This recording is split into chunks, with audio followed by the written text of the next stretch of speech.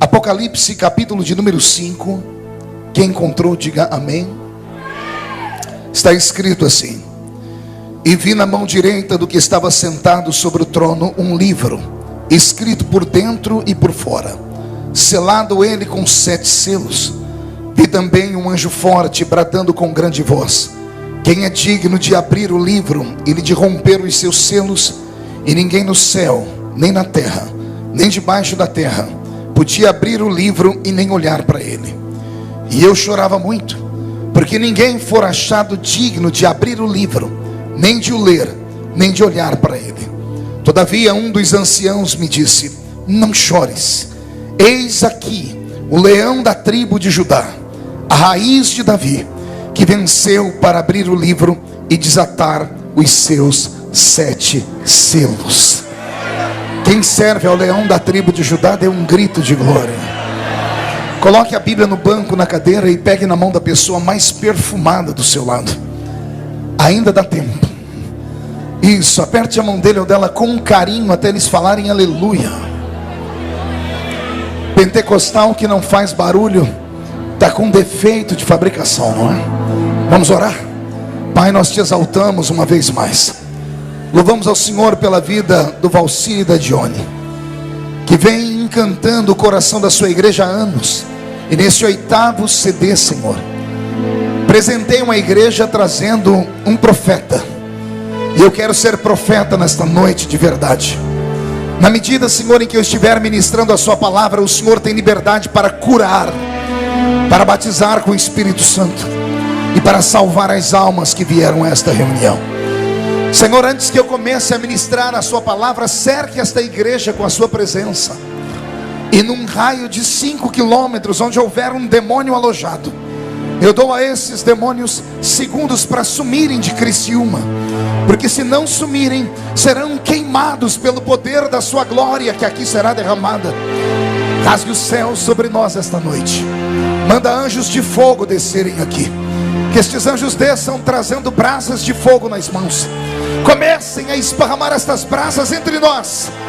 E onde houver um crente cheio do Espírito Santo, pega ele nesta noite, Jesus, e mostra o caminho da verdadeira e poderosa adoração.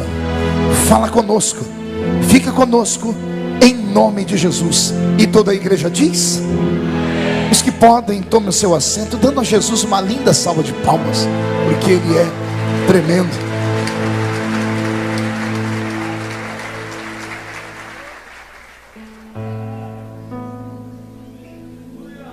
Graças a Deus.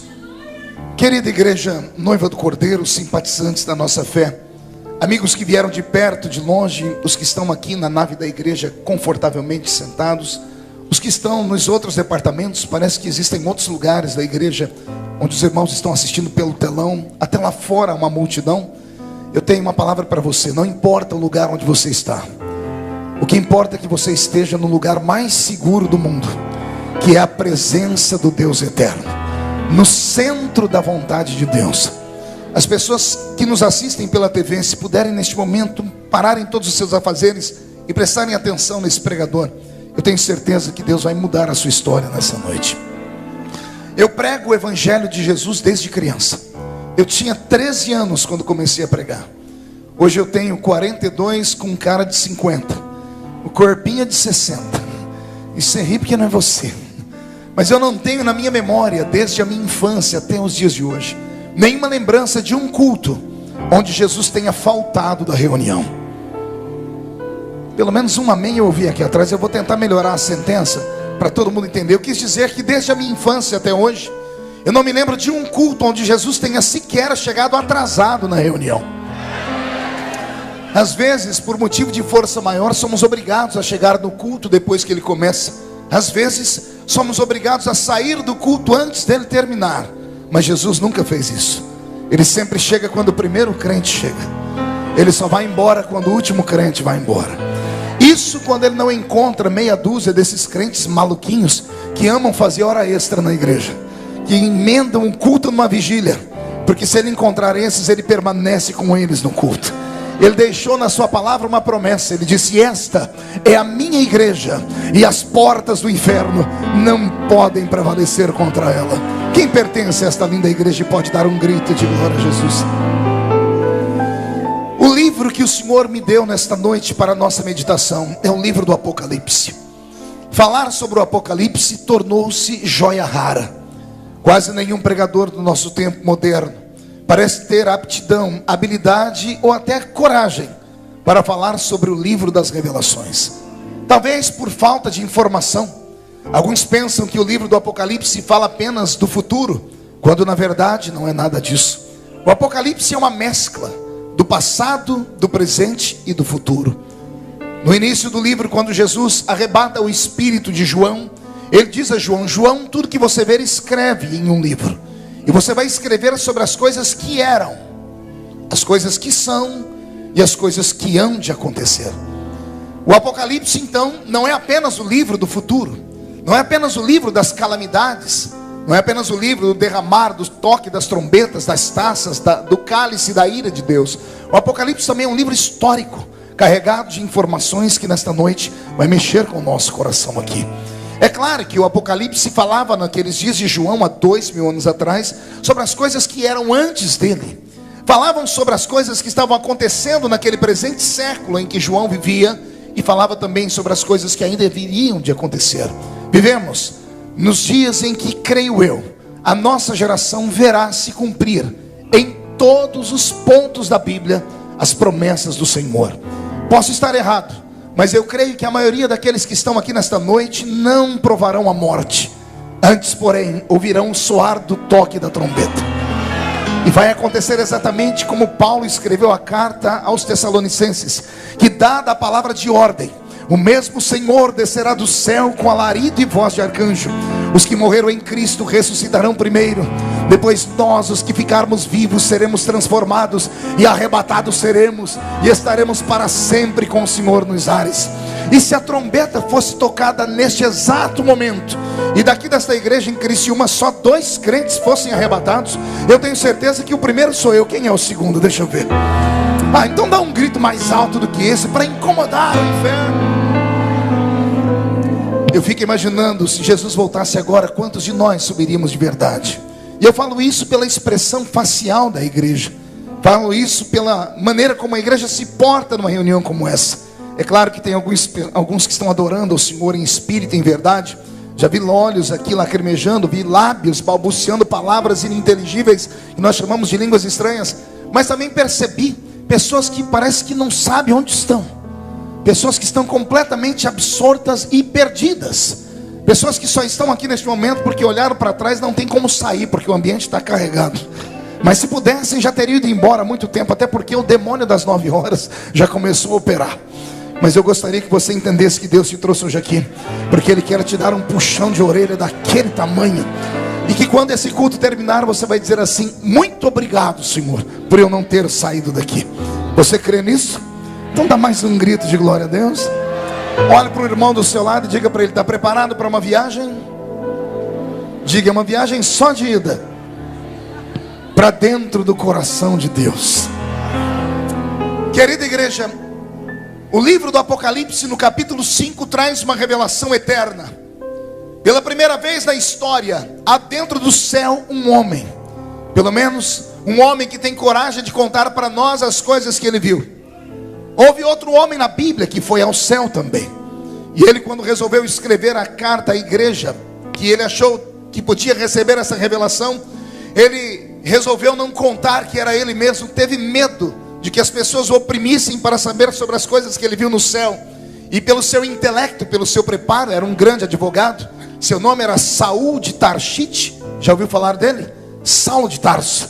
Saulo de Tarso foi até o céu, e ele contou para a igreja de Corinto que, chegando lá, não colocou ele como sendo homem. Ele disse: eu conheço um homem que, se no corpo não sei, fora do corpo também não sei, foi até o 3º céu e ouviu coisas inefáveis que não é lícito aos homens contar. Como o Senhor levou esse não teve coragem de contar o que viu, Jesus resolveu levar um outro. E quando esse outro colocou os pés na entrada do céu, Jesus já deu a ele uma ordem: tudo que você ver, escreve em um livro. E eu não queria estar na pele de João. Quer perguntar por quê? Pergunte por quê. Só falo se todo mundo perguntar. Imagine você, um ser humano nascido nesse planeta limitado, ser arrebatado e colocado numa dimensão, num ambiente completamente diferente, num ambiente tomado por uma outra matéria que não pode ser nem calculada pela nossa mente. Imagine você chegar em um ambiente onde tudo é feito exatamente daquilo que você nunca viu, e você ter que escrever em um livro as coisas que você enxergou ali. Por causa das visões de João, algumas pessoas não creem no Apocalipse, porque ele disse que no céu tem ruas de ouro. E eu não posso crer que no céu tenha ruas de ouro. E já explico por quê. Porque ouro é um produto da terra. O ouro pode ser queimado, derretido, transformado e até destruído. E o céu onde o meu Deus está, nada do que lá existe pode ser destruído. O meu Deus criou o céu de uma outra matéria. João viu alguma coisa lá parecido com o ouro, mas com certeza é muito melhor do que o ouro. Mas para trazer para o nosso entendimento, ele acabou escrevendo que lá no céu tinha ruas de ouro. Ora, não é ele que vai desenhar a cidade santa e falar que a cidade tem uma muralha, e a muralha é feita com 12 camadas de pedras preciosas. Ele vai falar que as camadas que compõem esse muro que cerca a Nova Jerusalém são feitas do carbúnculo, do jáspio, do berílio. Ele vai falar da turquesa, ele vai falar da esmeralda. Mas quem conhece um pouco de geologia sabe que todos esses produtos são da terra. É preciso que o produto da terra seja transformado primeiro no carvão mineral num cristal de rocha, num cristal de rocha há uma pedra semi-preciosa, depois há uma pedra extremamente preciosa, ou seja, levam-se milhares e milhares de anos para isso. E o céu não é feito de nada que tem na terra. João, quando olhou para o muro que cerca aquela cidade, ele viu alguma coisa parecida com a esmeralda, mas não era esmeralda, era muito mais precioso do que a esmeralda. Porque o céu é um lugar reservado para aqueles que um dia hão de habitar na eternidade com o eterno Deus de Israel. Então, quando o Senhor levou João para o céu, depois que João caminha pela eternidade, é claro que ele não foi ali num corpo como o meu e o seu. João foi arrebatado em espírito. O seu corpo possivelmente ficou deitado na ilha de Patmos, na ilha da rocha, ou na ilha das bestas feras, um lugar que era reservado para homens que driblavam a morte. Você sabia disso? Os gregos tinham muito medo de homens que driblavam a morte. Pensavam eles que esses homens não eram homens, mas sim semideuses, filhos de Zeus com um ser humano normal. Pensavam eles que eram seres que, por vencerem a morte, tinham uma habilidade extrema. Então eram como se fossem feiticeiros e bruxos. E Roma naquele tempo vivia sob a insígnia do pensamento dos gregos. Todos que conhecem a história de João sabem que ele é o último apóstolo a permanecer vivo. Todos já estavam mortos. E João está no alto dos seus 90 anos. Quando o imperador de Roma, Facínora como era, resolveu colocar fim à linhagem dos discípulos de Cristo, mandou trazer João à sua presença, o velho de 90 anos, e pediu para que João negasse a Cristo. Ordenou na verdade. E o velho João não teve coragem de negar o seu Salvador. Quando questionado se ele não tinha medo da morte, a história diz que João disse àquele imperador: a morte não é minha inimiga, a morte é uma carruagem que me levará à presença do meu amigo, em quem eu colocava a cabeça no seu peito e sinto saudades do batimento cardíaco dele. Foi então que esse imperador romano, como todos os que estudam história sabem, Roma era uma fábrica de tortura. E os romanos sempre foram na história os homens que mais criaram métodos de tortura. Esse homem leu a história de todos os apóstolos de Cristo, a maneira como eles haviam morrido, e ele queria entrar para a história. Ele queria matar João de uma maneira diferente. Não queria crucificar João de cabeça para baixo como Pedro. Não queria arrastar o corpo de João pelas ruas como arrastaram o corpo de Marcos pelas ruas de Alexandria e todo esfolado morreu. Não, ele queria criar uma maneira nova. E ele inventou. Colocou um tacho de azeite fervendo na antessala do seu palácio. Um tacho gigante. E ali com azeite fervendo, inquiriu mais uma vez o velho João e disse a ele: se não negares o seu Cristo, você será lançado dentro daquele tambor de azeite fervendo. Como João não negou a Cristo, foi lançado dentro daquele tambor de azeite fervendo, daquele tacho de azeite fervendo. E a história diz que quando o corpo de João se encontrou com o azeite fervendo, subiu uma cortina de fumaça branca, o choque de temperatura, e todos esperavam ouvir gritos. Esperavam logo na sequência ver um pedaço de carne, como se fosse uma borracha derretida. Mas quando a cortina de fumaça desaparece, lá está o velho João, dentro do tacho de azeite fervendo, tomando um banho de azeite. Primeira sessão de hidratação de pele da história. É o primeiro homem que hidratou a sua pele com azeite fervendo. Então o imperador o questiona: por que é que esse azeite não te queima? E João grita, diz os historiadores: é porque o azeite que está dentro de mim é mais quente do que o azeite que está do lado de fora. A presença do Espírito Santo. Como João dribla a morte, nos seus anos não foi apenas ele. A história diz que alguns homens conseguiram ficar 4 horas pendurados pelo pescoço e não morriam. Outros foram enterrados vivos, depois, 2 dias depois, encontraram eles vivos ainda dentro dos seus caixões. Eram homens que conseguiam driblar a morte. Não se sabe se era por causa do seu estado biológico, ou se era porque haviam feito pactos. Então os romanos, quando viam alguém vencer a morte, cultuavam como os gregos. Pegavam esses homens e os isolavam numa ilha, chamada Ilha de Patmos. É para lá que vão levar o homem que driblou a morte. Quando jogam João na beira da praia, os homens não têm coragem de descer na praia. Os homens que levam João, os soldados, sabendo que aquela ilha era uma ilha maldita, deixam João na beira da praia e voltam. O velho eremita João, quando olha para frente, sabe que vai enfrentar bestas feras e bandidos. Olha para a esquerda e para a direita, vê que a ilha se fecha em um anel e não sabe para onde vai dar. Olha para trás e atrás dele só tem um mar extremamente fechado. E o velho João, mesmo estando em tortura, nos dá um ensinamento muito lindo. Quando as portas se fecham para frente, quando as portas se fecham para trás, quando as portas se fecham à esquerda e à direita, o crente pode encontrar uma outra porta, não na terra, no céu. Só que a porta do céu não se abre batendo a mão, se abre batendo o joelho no chão. João caiu de joelhos no chão, e é ele que diz: caí de joelhos e ouvi uma voz por detrás de mim. E quando ele olha para trás, ele vê o amigo dele. Só que o amigo dele está diferente. Alguma vez você se perguntou por que João resolveu desenhar Jesus para nós em Apocalipse? Ora, por que é que João resolveu falar da cor do cabelo dele, dos pés e da roupa? João estava mandando uma mensagem para mim e para você. Ele estava dizendo assim: a última vez que eu vi Jesus faziam 60 anos. 60 anos antes desse episódio, João tinha 30 anos ou quase 30 anos, e ele viu Jesus Cristo ressuscitar. Ele encontrou Jesus no solapé daquela montanha, no dia em que Jesus foi assunto ao céu. E ele viu que Jesus ainda tinha cabelos castanhos, olhos castanhos, um corpo de carne e osso que ainda tinha ferida nas mãos e nos pés. Um linho que ele vestia era feito na terra. Foi a última vez que João viu Jesus. 60 anos depois, João está de joelho na beira da praia, e ele ouve uma voz por detrás dele. E quando ele olha para o homem que tem aquela voz linda, ele resolve desenhar para nós. Ele diz: ele não era mais o mesmo. Não era mais o mesmo de cabelos castanhos, de olhos castanhos. Não, ele estava com seus cabelos brancos como a neve.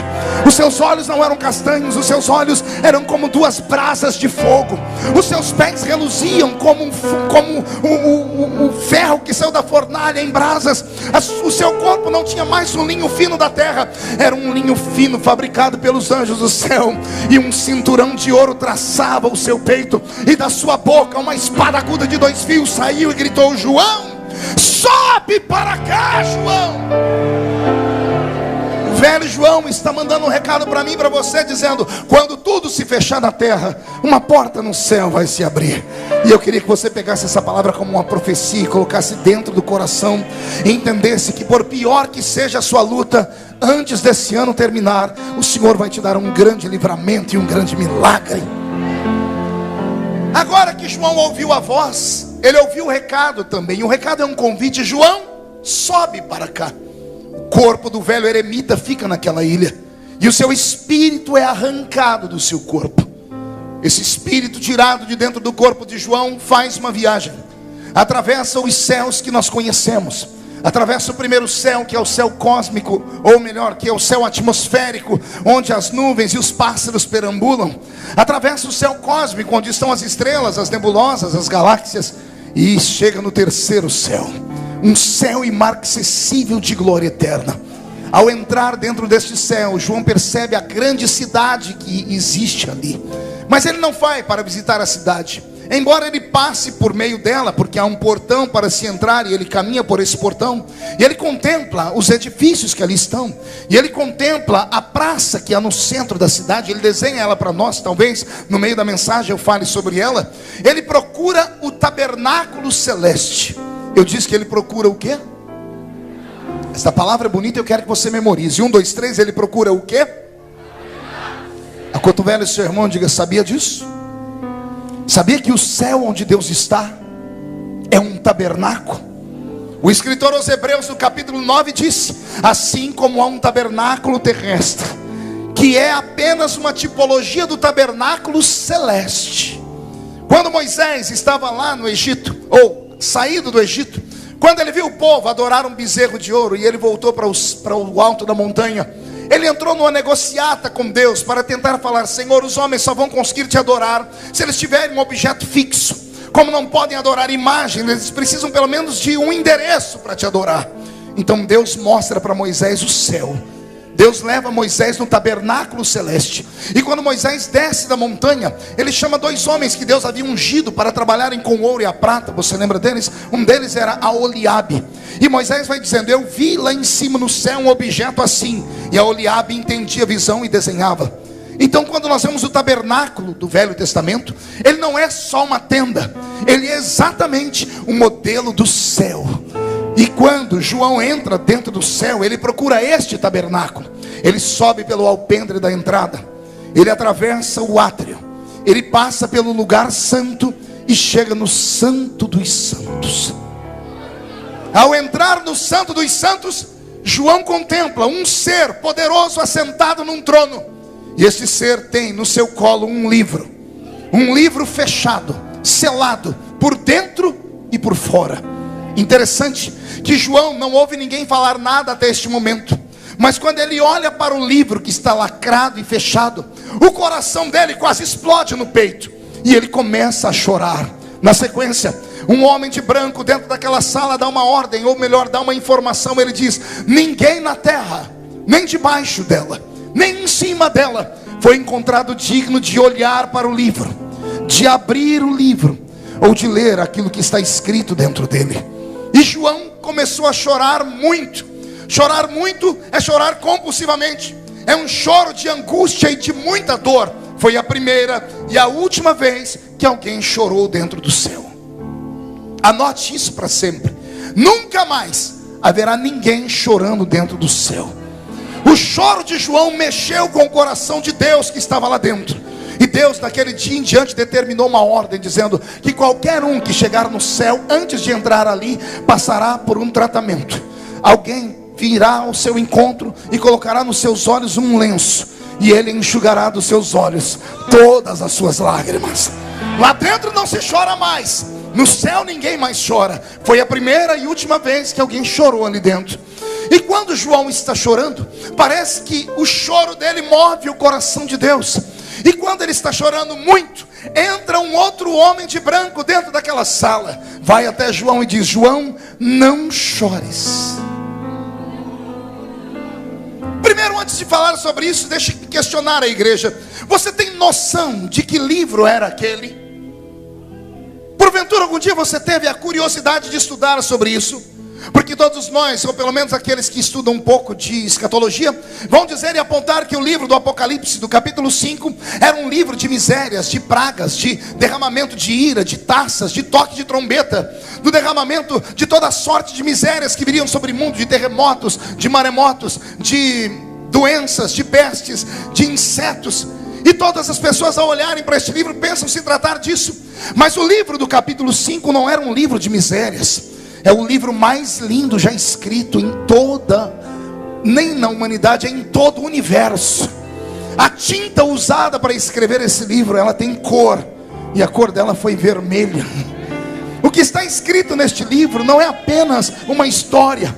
Esse livro está cheio de nomes, e um deles deve ser o seu. Esse livro, ele é famoso, pelo menos entre os teólogos, ele tem um nome pomposo. O nome na teologia é Livro da Redenção da Humanidade.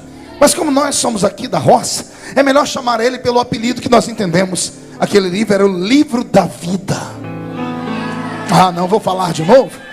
Aquele livro não era um livro comum, era o Livro da Vida. Sabe o que está escrito lá?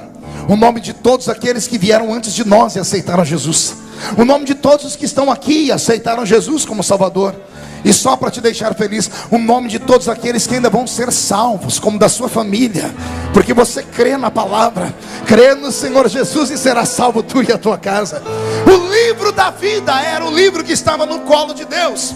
Aí vem a pergunta que não quer calar: pastor, se é o livro da vida, por que é que João chorou ao invés de ele ficar feliz? E aqui começa a minha pregação. Simples, porque aquele livro não era só um livro, ele era um testamento.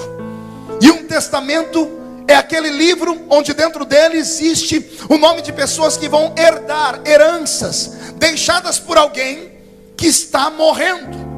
Mas o livro só pode ser aberto quando aquele que atestou e deixou herança morre. Somente quando alguém morre é que o testamento é aberto. E o que estava escrito naquele livro era o maior dom da existência, que era o dom da vida eterna. Só que ninguém na terra podia morrer pelo homem, nem debaixo dela, nem em cima dela. Por isso aquele livro nunca poderia ser aberto. Ou seja, se aquele testamento não fosse aberto, nenhum de nós aqui dentro herdaríamos a vida eterna. Se aquele livro não fosse aberto, não haveria igreja, não haveria dupla Valcir e Dione. Se aquele livro não fosse aberto, não haveria línguas estranhas nem lágrimas nos seus olhos. Se aquele livro não fosse aberto, a maioria de nós estaríamos no meio da rua agora, escravos do diabo e o Satanás junto com seus demônios nos fazendo de bicho lá fora. Se aquele livro não fosse aberto, não haveria esse termo de paz que estamos sentindo aqui dentro. Se aquele livro não fosse aberto, não haveria igreja. Por isso, quando João viu o livro fechado e ele viu um homem lá dentro do céu gritando: ninguém na terra, nem de baixo nem em cima, foi encontrado digno de sequer olhar. Se não pode olhar, como é que vai abrir? Se não há alguém que abra, o que está escrito nele nunca vai se cumprir. E se não se cumprir nunca o que está escrito ali, não há salvação. Por isso, a alma de João chorou. Mas enquanto João chorava, se levantou um outro homem de branco que correu até ele e disse: João, não chores, João. Eu imagino o velho João olhando para aquele homem de branco e pensando: eu posso chorar. Você não pode chorar porque você é anjo, você já mora no céu, eu ainda moro na terra. Se aquele livro não for aberto, eu nunca vou vir morar aqui. Você não chora porque você é salvo, eu tenho que chorar porque se o livro não for aberto, eu nunca estarei aqui salvo, nem minha família. Toda obra que foi feita foi inútil. E então o homem se apresenta para João dizendo: João, já encontramos uma fórmula do livro ser aberta. Olhe quem é que está entrando por esta sala agora, João. E quando João fixa o olhar, entra dentro daquela sala um homem todo bonito, poderoso, um ancião de dias. E João pergunta: quem é ele? E o homem de branco diz assim: João, eis ali o leão da tribo de Judá, a raiz de Jessé, que venceu para abrir o livro e desatar os seus 7 selos. Quem acredita nessa história, dê glória a Deus. O que eu trago agora é uma revelação para aqueles que amam a Bíblia. Eu quero agora pregar a mesma história, mas usando um outro livro do Velho Testamento. Uma história que talvez você nunca tenha ouvido. No capítulo 6, versículo 8 do livro do profeta Isaías, o texto áureo dos congressos missionários. Uma pergunta é feita e uma resposta é dada. A pergunta feita é esta: e agora, a quem enviarei? E quem há de ir por nós? E a resposta é esta: eis-me aqui, envia-me a mim. Inúmeras vezes, milhares de vezes preguei esse texto. Preguei esse texto no Brasil e fora dele. Até que um dia o Senhor falou comigo: Marco, estude com afinco, porque o que está escrito no capítulo 6 de Isaías não é apenas sobre a obra missionária para o homem, mas sim sobre a maior obra missionária da existência. O capítulo 5 do Apocalipse é um paralelo com Isaías capítulo 6. O fato é o mesmo, se dá no mesmo ambiente. A diferença é que tem 2 homens contando a mesma história. Um é João e o outro é o profeta Isaías. Pastor, explica melhor. Ora, você já deve ter lido nos evangelhos que um evangelista diz assim: Jesus curou um cego. Aí no outro evangelho, o outro evangelista diz: e Jesus curou 2 cegos. E alguns crentes chegam a pensar assim: será que tem alguém mentindo? Não, não é, não tem ninguém mentindo. É que um discípulo estava num lugar da cruzada e o outro estava do outro lado da cruzada. Um viu um cego, mas quando terminou a cruzada, o outro disse: não, lá onde eu estava, um também foi curado. Por isso existe a história. Cada um desenha Jesus da maneira que enxerga. Ora, Isaías contemplou o Apocalipse capítulo 5, mas de outra forma. Isaías enxergou Deus assentado no trono, com as 2 mãos sobre a sua cabeça, olhando para a humanidade e fazendo a seguinte pergunta: e agora? A quem enviarei?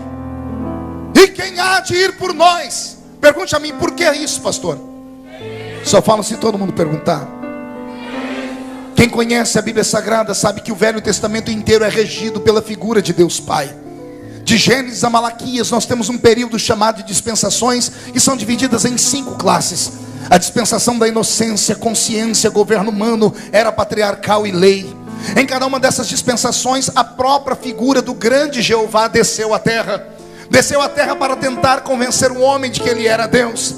Deus desceu a este mundo e queria que o homem tivesse temor a ele. O homem não teve temor a Deus, o homem teve medo de Deus. Anote essas 2 palavras porque elas são parecidas, mas completamente diferentes: temor e medo. Às vezes confundimos essas 2 palavras, mas em essência são completamente diferentes. O Deus do Velho Testamento queria que o homem tivesse temor a ele, mas o homem do Velho Testamento não teve temor, ele teve medo. Qual a diferença, pastor, do temor e do medo?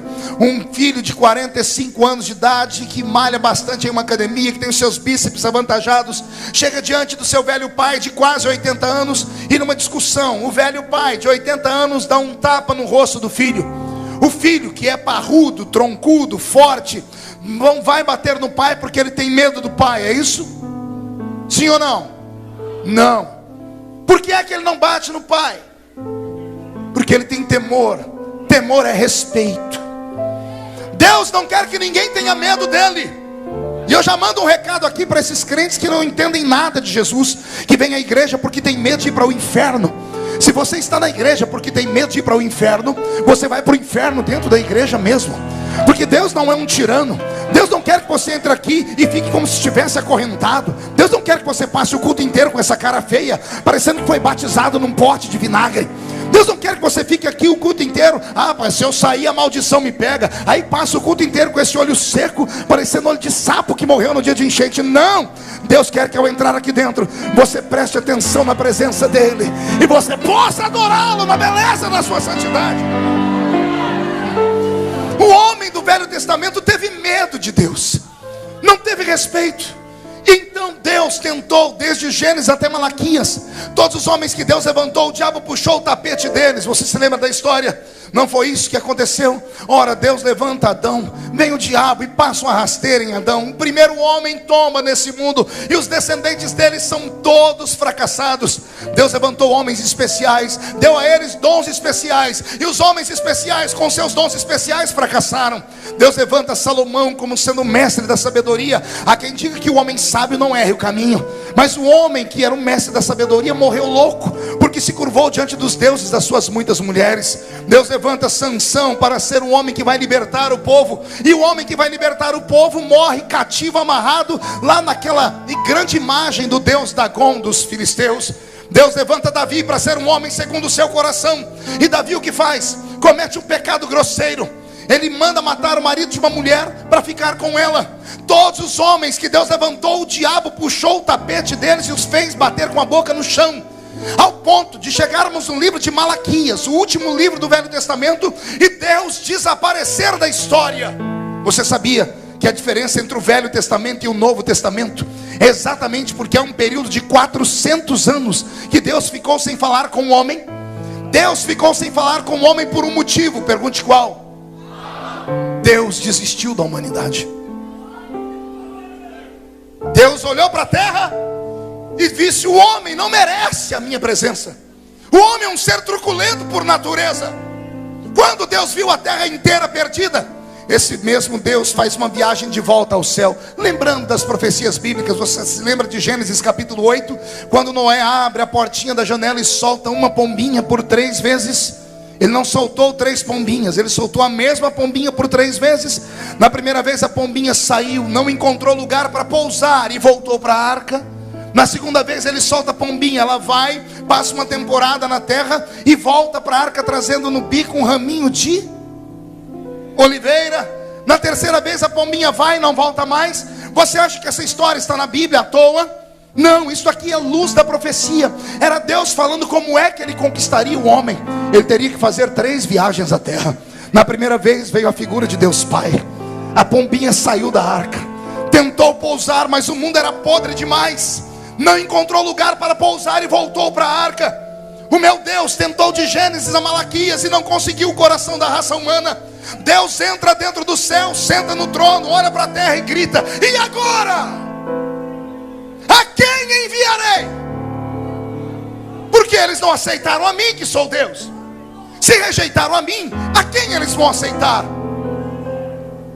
Quando Deus dizia: agora quem enviarei? João escutou lá no Apocalipse alguém dizendo assim: ninguém na terra, nem debaixo, nem em cima dela. Não havia ninguém para fazer parte da salvação da raça humana. Ninguém poderia abrir aquele testamento. E é aí que acontece um milagre na eternidade. Respire fundo, porque é emocionante. Quando Deus dizia: agora quem enviarei? E alguém grita lá dentro: ninguém, porque não há ninguém na terra, nem debaixo, nem em cima dela. Uma voz muito suave vem da direita de Deus.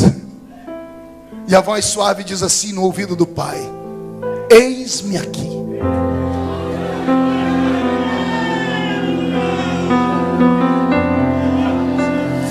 Eis-me aqui, envia-me a mim. Oh glória. Se prepare, porque agora vai ficar mais emocionante ainda. Quem não tem lenço, prepare a ponta da camisa ou a manga da gravata aí. Ou a manga da camisa e a ponta da gravata, melhor. Eu imagino que houve nesse momento um período de 400 anos. Isso no relógio da terra. No céu não existe isso, porque um dia para o Senhor é como 1000 anos. Mas houve um período de diálogo entre Deus Pai e Deus Filho. E são esses 400 anos nossos. Eu imagino o pai olhando para o filho dizendo assim: por que você quer ir? Porque eu já fui, nós somos um. Quem vê a mim, vê ao Pai. Não foi isso que Jesus disse? Se o Senhor foi e eles não te aceitaram, eles podem aceitar a mim. E eu imagino o pai falando assim: mas por que eles aceitariam você e não aceitariam a mim, se nós somos um? E eu imagino o filho com o seu amor pela humanidade já dizendo assim: pai, nós criamos uma raça diferente. Como assim, meu filho? Nós criamos 3 raças de vida no universo. A primeira raça de vida que nós criamos foram os anjos. Depois nós criamos os animais irracionais. E aí quando o Senhor olhou para a eternidade dos anjos e a vida pobre dos animais irracionais, mas o Senhor viu que os animais irracionais tinham algo que os anjos não tinham. Animais irracionais têm alma, e a alma é o palco das emoções. Os anjos não têm alma, só têm espírito. Os anjos não podem morrer nunca, os animais podem morrer. Os animais não têm espírito, mas os anjos também não têm alma. Os animais têm terra, os anjos são eternos. Quando o Senhor viu essas 2 raças, o Senhor resolveu criar uma terceira. E essa terceira, o Senhor gastou nela o que o Senhor nunca fez com ninguém. O Senhor pegou a essência dos anjos e pegou a essência dos animais irracionais. E o Senhor pegou terra e alma e espírito, porque anjo é espírito, animal irracional é alma e terra. E o Senhor resolveu juntar tudo num corpo só. Resultado: você.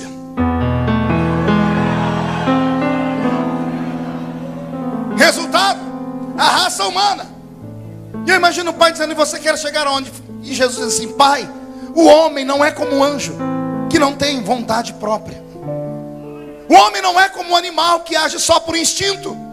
Nós temos ao homem um dom, e esse dom custa muito caro. O homem, com todo respeito, eu espero que aqui ninguém leve por outro lado e ninguém ache que eu estou pregando heresia, porque eu já vou pregar, já vou provar biblicamente. O homem é imagem e semelhança de quem? Não ouvi direito, eu quero ouvir de novo. O homem é imagem e semelhança de quem? Portanto, o homem é como se fosse um deusinho com D minúsculo. É um ser extremamente capaz. O homem é capaz de criar um aparelho como esse. Olha o tamanho da porcaria. Serve como telefone, como rádio, como editor de texto, como computador. Serve como câmera fotográfica, serve como câmera de filmagem. Serve para 1 milhão de coisas e ainda serve como telefone de vez em quando. Como é que a voz de alguém vem parar aqui dentro? Alguém pode me explicar? Eu sei que os meninos mais estudantes vão falar: pastor, existe, pastor, as ondas sonoras. E as ondas sonoras, elas vêm em forma digital ou analógica. E elas brincam pelo espaço, levados pelo vento, e bate naquele guarda-chuva ao contrário, que fica lá no céu, como é que chama? Satélite. E o satélite procura o chip que está dentro dessa porcaria. Pode falar o que quiser, eu não entendo. Como é que a voz de alguém vem parar aqui dentro? Alguém me explique. Se isso não é um milagre, Eu desconheço o milagre. E isso foi criado por quem? Pelo homem. Olha o instrumento que esse menino toca. Como é que pode sair esses sons? Olha a roupa que você está usando, o carro que tem lá fora te esperando. O que falar dos aviões que pesam 300 toneladas e flutuam no céu? Como é que a imagem de alguém pode sair daquele telão? Eu estou aqui, olha lá onde eu estou dentro da televisão também. O homem é um ser poderoso demais. Quando a Bíblia diz que Deus é Deus dos deuses, aleluia. O que é que você acha que a Bíblia está falando? Oh, você nunca ouviu isso, escute aqui. Baal é Deus? Perguntei, teve gente que ficou em dúvida, eu vou perguntar de novo. Baal é Deus? Astarote é Deus? Azera? Marduk? Os deuses da Mesopotâmia antiga são deuses? Esses santos que tem no Brasil são deuses? Não. E por que a Bíblia diz que Deus é Deus dos deuses? Esses deuses somos nós. Deus é Deus dos deuses que Ele criou. Deus é Deus desses deuses pequenininhos que são capazes de criar remédio que pode anestesiar o corpo e ninguém sentir dor, que dá ao homem o poder de arrancar o coração do peito de um, tirar e colocar o outro. Deus criou uma raça poderosa demais, e essa raça é incontrolável.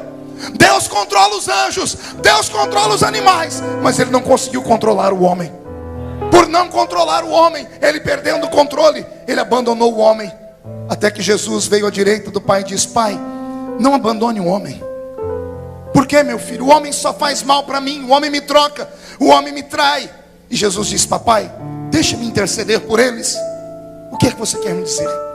Eu imagino o planeta Terra subindo diante de Deus, diante de Jesus, numa visão holográfica. O planeta Terra girando, e Jesus apontando num continente da Terra e trazendo a imagem para frente, dizendo: Papai, por que é que aquela criança chora?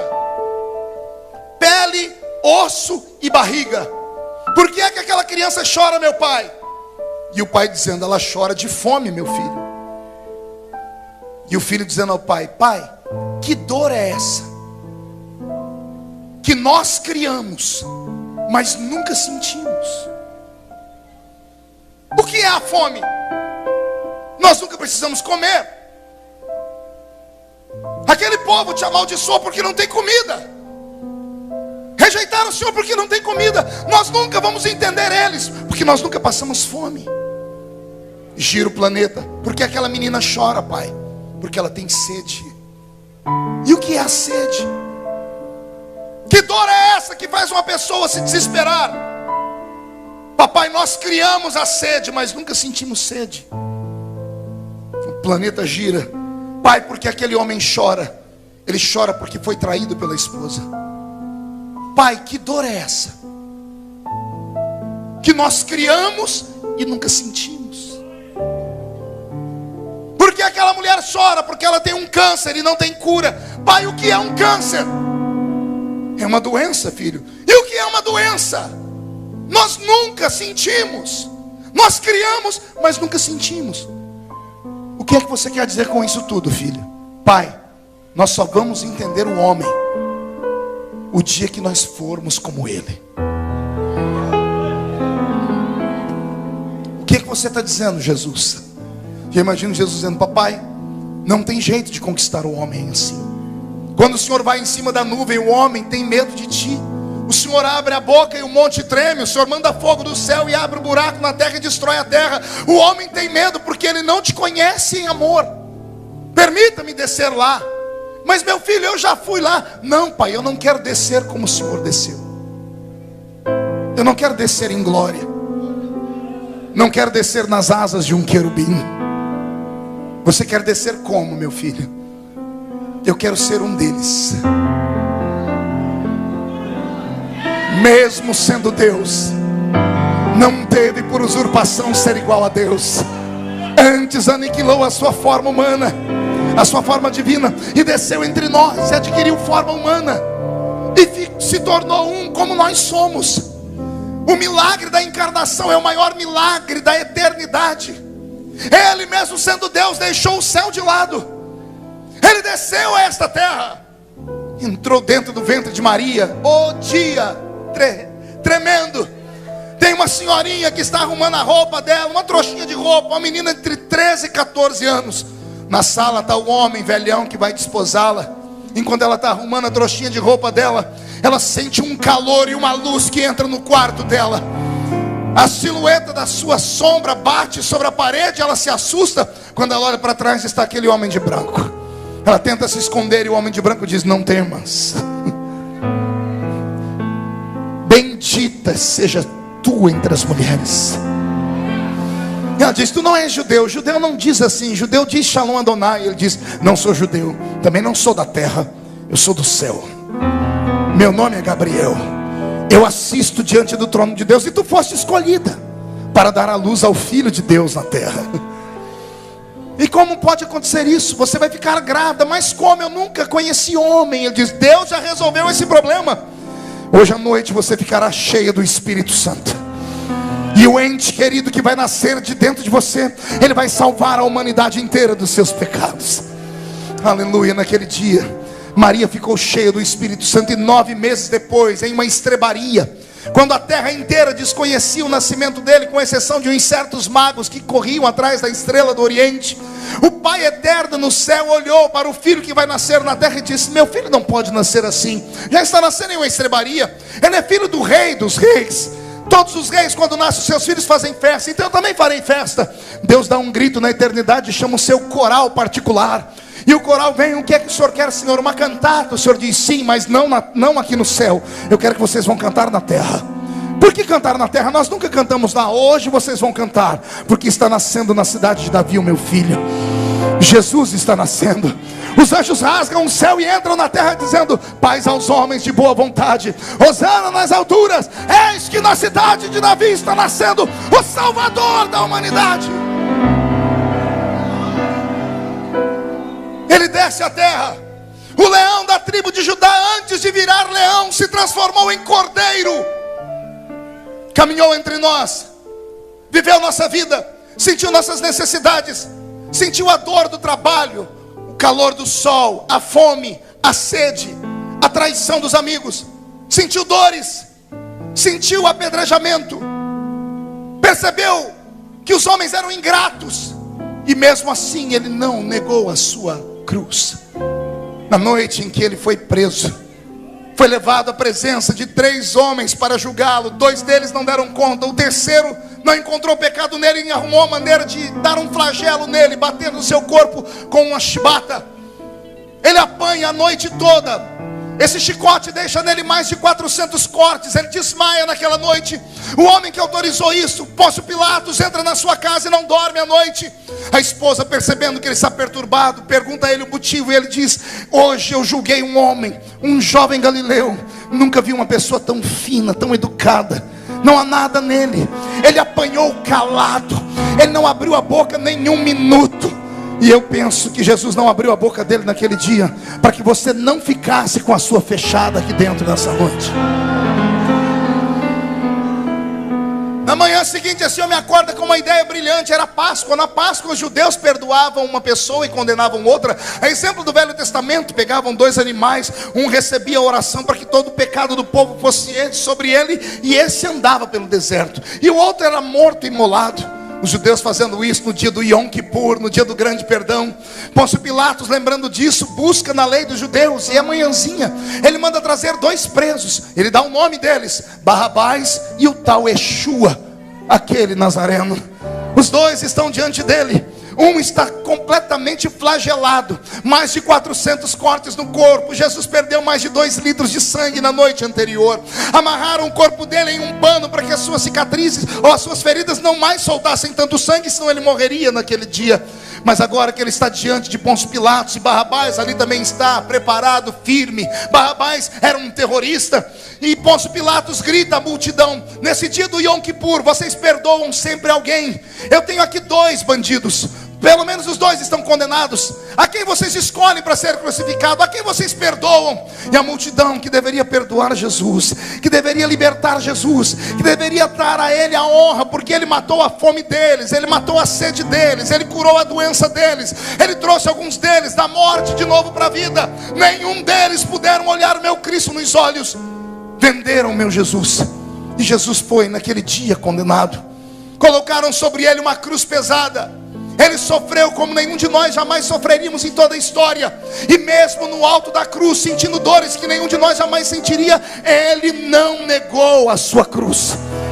Ele olhava para o futuro e enxergava esta igreja aqui em Criciúma. Ele enxergava você em qualquer ambiente onde você esteja. Ele enxergava você na sua casa agora. E por causa da sua alma, por causa do desespero em que você passa, ele resolveu morrer no nosso lugar. Naquele dia ele morreu. O astro-rei se escondeu no céu. A terra tremeu, regurgitou, tumbas se abriram, e ele foi arrastado para dentro da cova de um certo senador da república chamado José de Arimateia. Ele passa 3 dias no seio da terra. 3 dias depois, é domingo de manhãzinha, as mulheres estão chegando dentro da sua tumba, ou pelo menos no jardim onde a tumba estava. Elas querem cuidar do corpo dele, mas tomam um susto. Tem uma pedra arrolada para fora da porta da tumba. Tem 2 homens de branco de pé. Um dos evangelistas diz que soldados estavam desmaiados pelo chão. Os homens de branco gritam para elas: porque procurais entre os mortos aquele que vive? Ele não está mais aqui, ele já ressuscitou.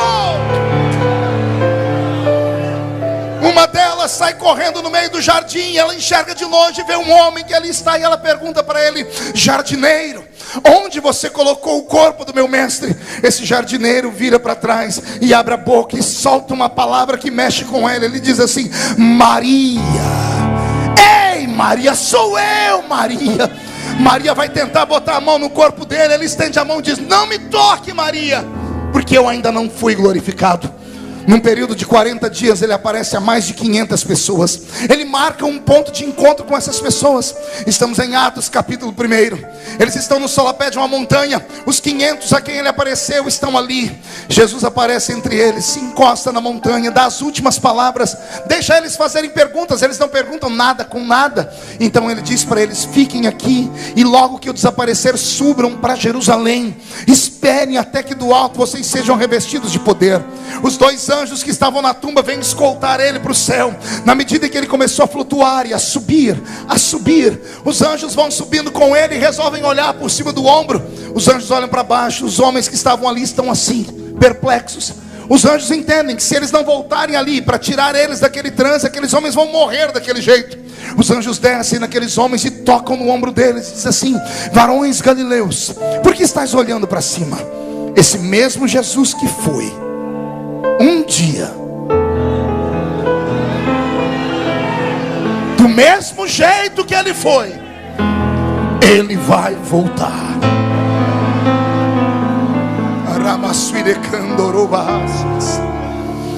O corpo de Jesus é arrastado da terra e vai parar no céu. Vai parar aonde? Não ouvi aonde? Acotovela o seu irmão, diga: mas não é dentro do céu. O corpo de Jesus vem parar na entrada do céu. Era um corpo de carne e osso, que tinha cicatriz, que Tomé botou o dedo ali. O corpo dele ainda não é glorificado. Por isso que ele disse para Maria: não me toque, porque eu ainda não fui glorificado. Ele precisa cumprir uma lei. Ele arrasta um corpo de carne e osso para o céu. O céu está fechado para o homem. No Gênesis Deus disse: o meu espírito não estará mais com o homem. Quando o corpo de Jesus aparece na entrada do céu, escoltado pelos anjos, os anjos que guardam o céu vêm voando, vêm correndo com a espada na mão, pensando se tratar de um espírito estranho. Mas quando olham nas mãos dele furadas, a história eles conheciam.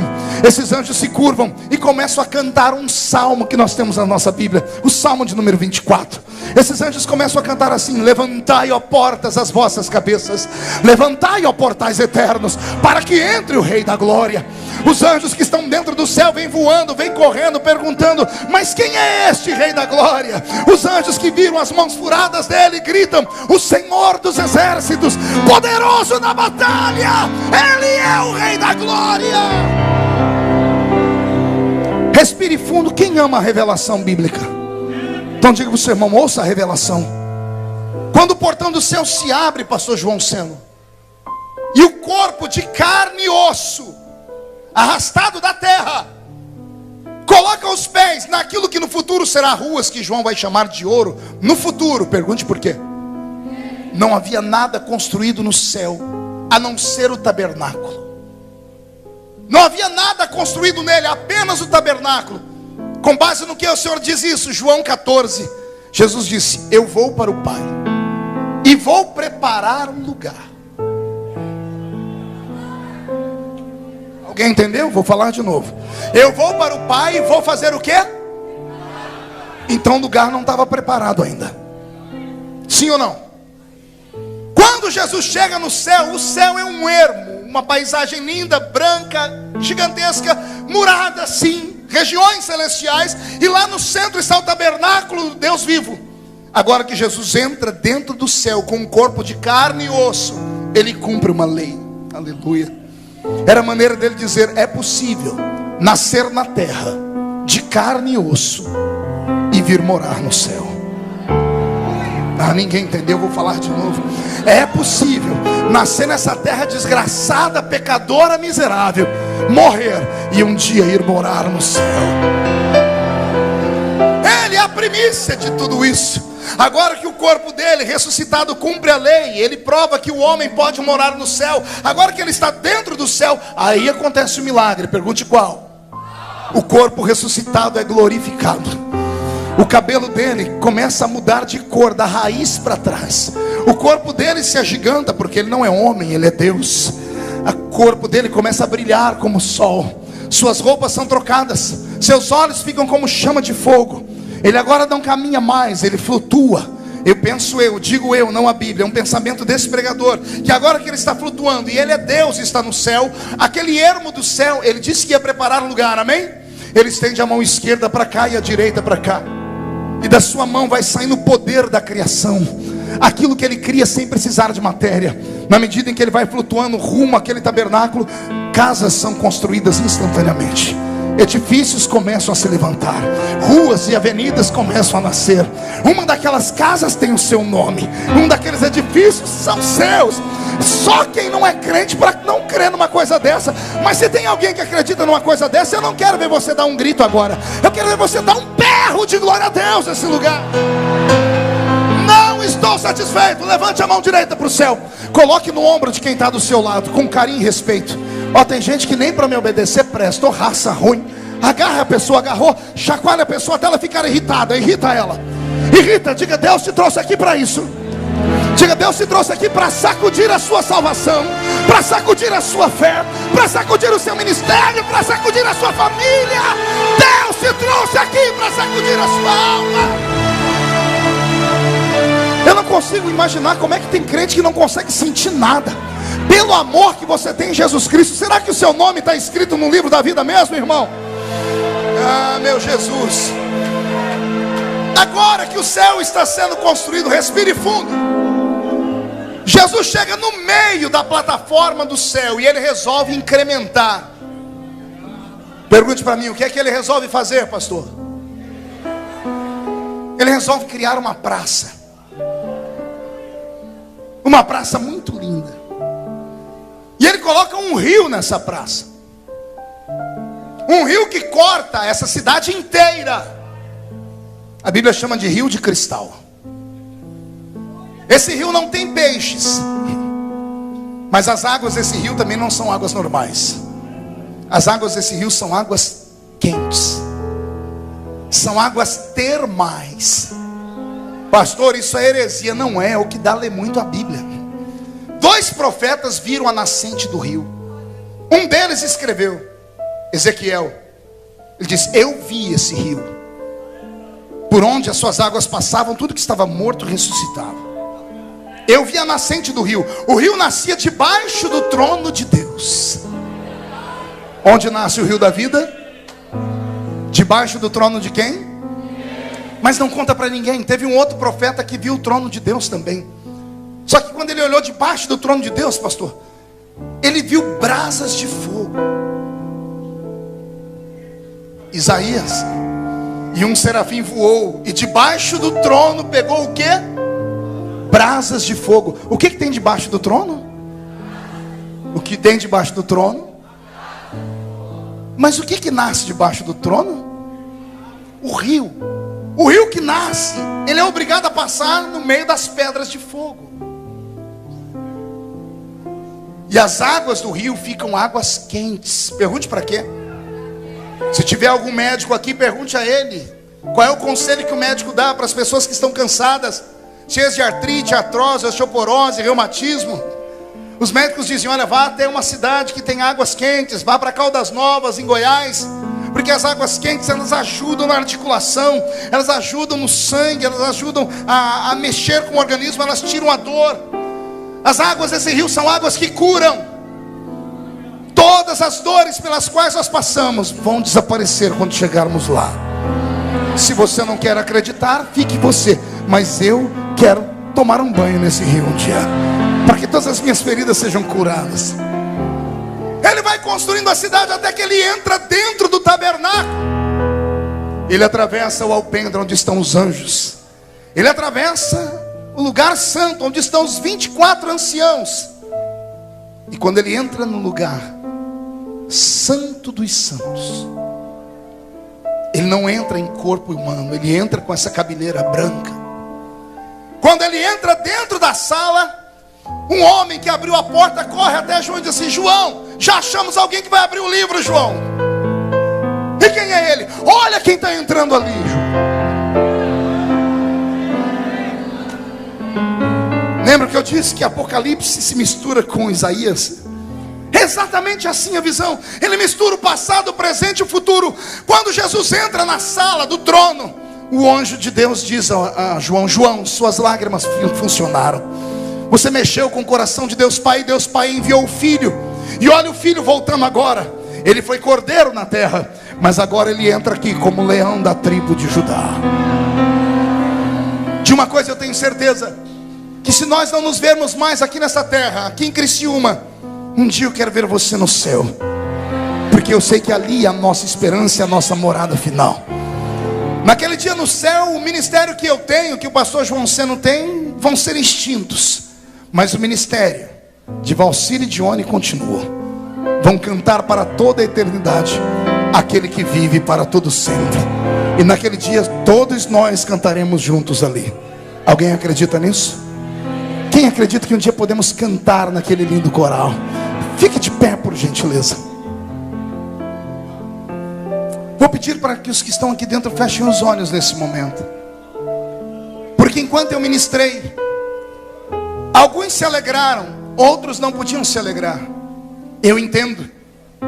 Se a trombeta tocar agora, você não pode subir conosco. Você está afastado da igreja. Há anos não toma a Santa Ceia. O apelido recebido é aquele antigo apelido evangélico: desviado. Você foi excluído, excomungado do ministério. Você caiu, escorregou, se jogou e a sua vida perdeu o sentido. Você veio hoje aqui atraído pela propaganda. Você tinha jurado que nunca mais colocaria os pés na igreja, mas hoje alguma coisa falou mais forte. Você nem sabe o que está fazendo aqui. Eu sei. Jesus colocou um anzol no seu queixo e Ele resolveu te trazer de novo para a casa dele. O diabo ganhou por um tempo, mas não vai ganhar para sempre. Você nasceu para morar no céu, não no inferno. E o que eu vou dizer agora, eu falo do fundo da minha alma: você não é normal, você é uma raridade para o meu Deus. E como você é uma raridade para Deus, o meu Deus quer trazer você de volta para perto dele. Será que existe alguém entre nós essa noite que está afastado dos caminhos do Senhor e teria coragem de romper o meio da multidão e vir aqui perto de mim nesse altar, para eu orar pela sua vida?